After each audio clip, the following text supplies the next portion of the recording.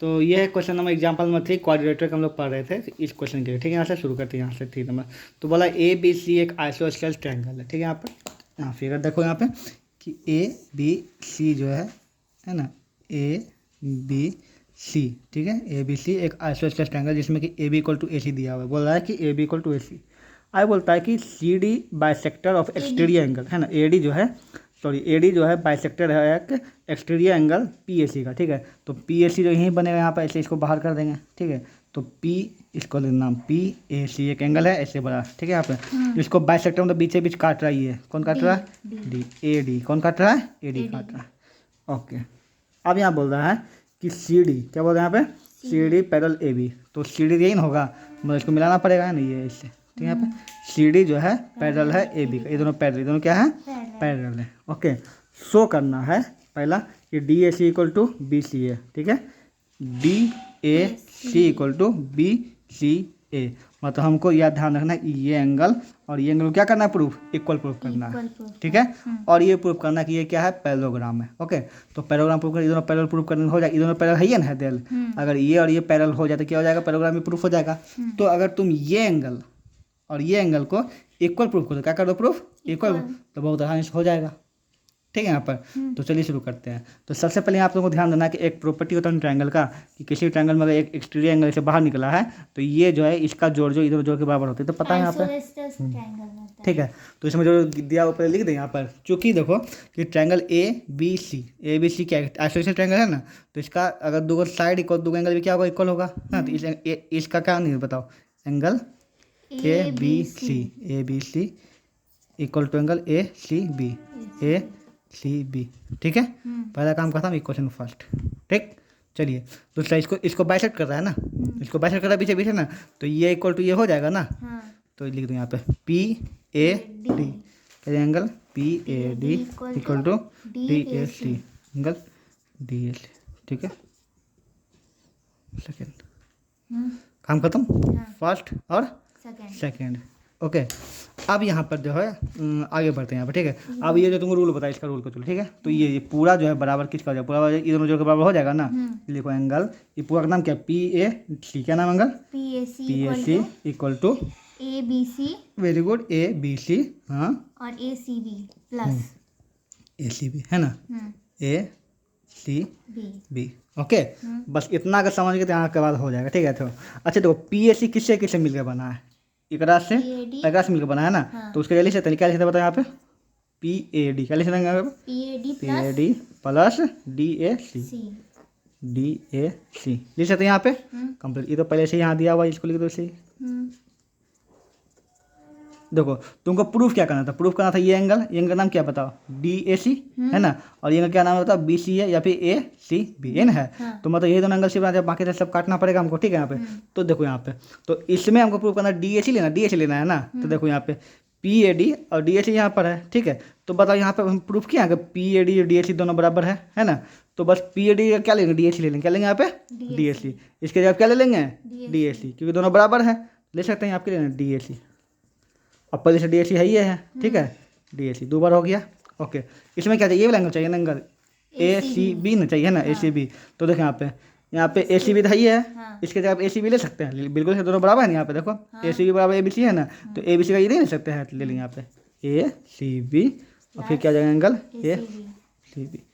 तो यहाँ पर 2 D A C equal to A C B हो गया। ये दोनों कट गया, दोनों एंगल तो बराबर हो गया। प्रूफ हो गया ना, ये प्रूफ करना था। और अगर ठीक ना, ये दोनों एंगल बराबर है ना, तो बाय अल्टरनेटिव इंटीरियर एंगल। ठीक है, यहाँ पे क्योंकि दोनों अल्टरनेटिव एंगल है ना, देखो ऐसे जेड बना लिया।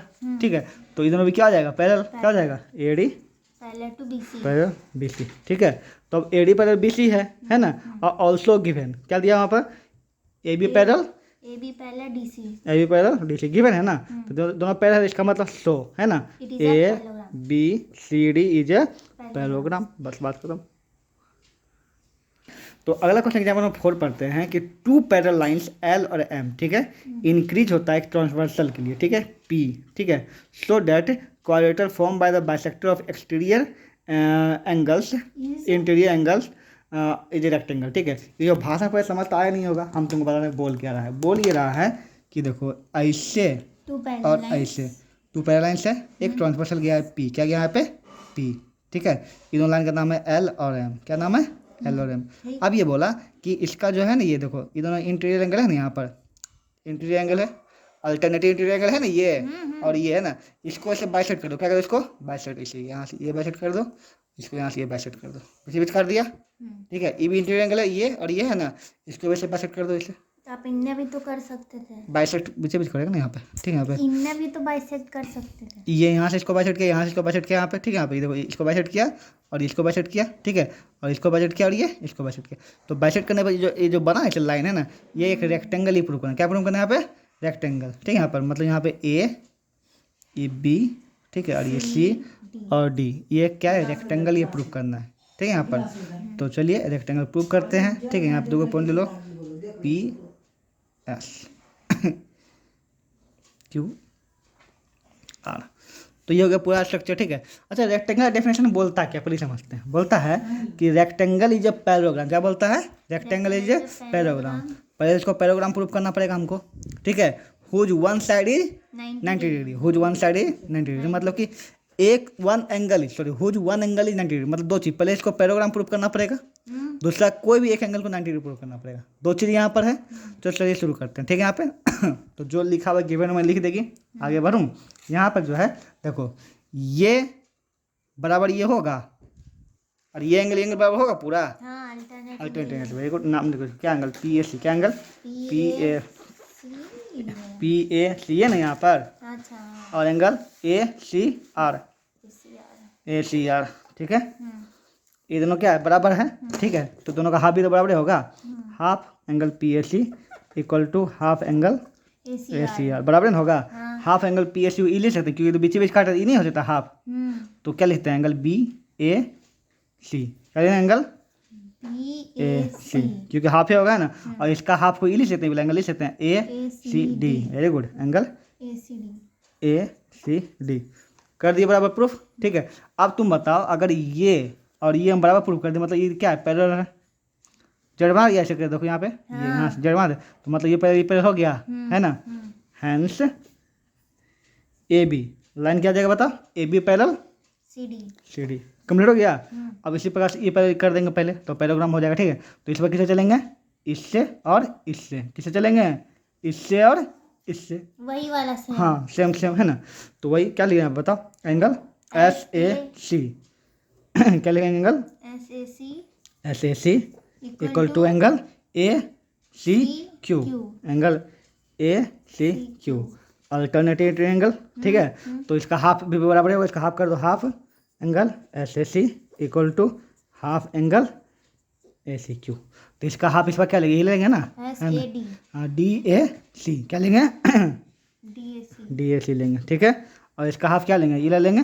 ठीक है, बी सी ए क्या लेंगे आप बताओ, एंगल बी सी ए।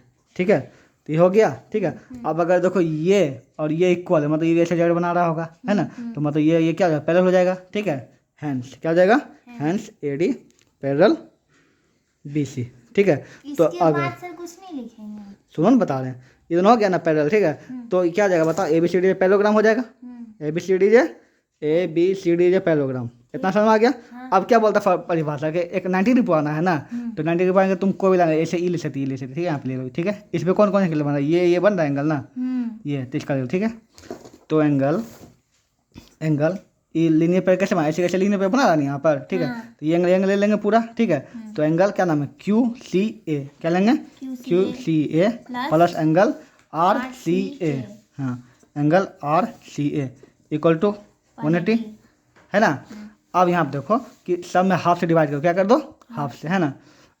तो divide multiply by half, multiply by 1/2 both side कर दो। ठीक है, तो half angle Q C A हो जाएगा plus half angle R C A हो जाएगा है ना, equal to half angle 180 degree हो जाएगा ना। हाँ, तो half angle Q C A ले, क्यू सी पूरा इसका हाफ ये ले लेंगे, यही हो जाएगा ना बी सी ए, क्या हो जाएगा angle B C A plus half angle इसका क्या ले लेंगे बताओ, डी सी ए। हाँ डी सी ए ले लो। ठीक है, angle D C A equal कितना ये करके 90 डिग्री आ जाएगा ना 90 डिग्री। ठीक है, तो आप बताओ ये और ये जो कितना आ गया 90 डिग्री, तो मतलब ये पूरा कितना हो जाएगा 90 डिग्री। तो एंगल ये दोनों जोड़ के क्या आएगा B C D equal to 90 degree आ गया। 90 डिग्री ये 90 डिग्री आ गया ना, पैराग्राम में प्रूव कर दिया 90 डिग्री प्रूव कर दिए। Hence ABCD is a rectangle. इसको पहले पैराग्राम प्रूव कर दिए। रेक्टेंगल डेफिनेशन क्या बोलता है, रेक्टेंगल इज ए पैराग्राम। तो पैराग्राम प्रूव कर दिए whose one angle is 90 degree. One angle है ना ये पूरा पूरा सी वन एंगल है ना, तो इसको 90 डिग्री प्रूव कर दिए ना, बात खत्म। मतलब कि ये पूरा क्या बन गया एक पैराग्राम रेक्टेंगल बन गया।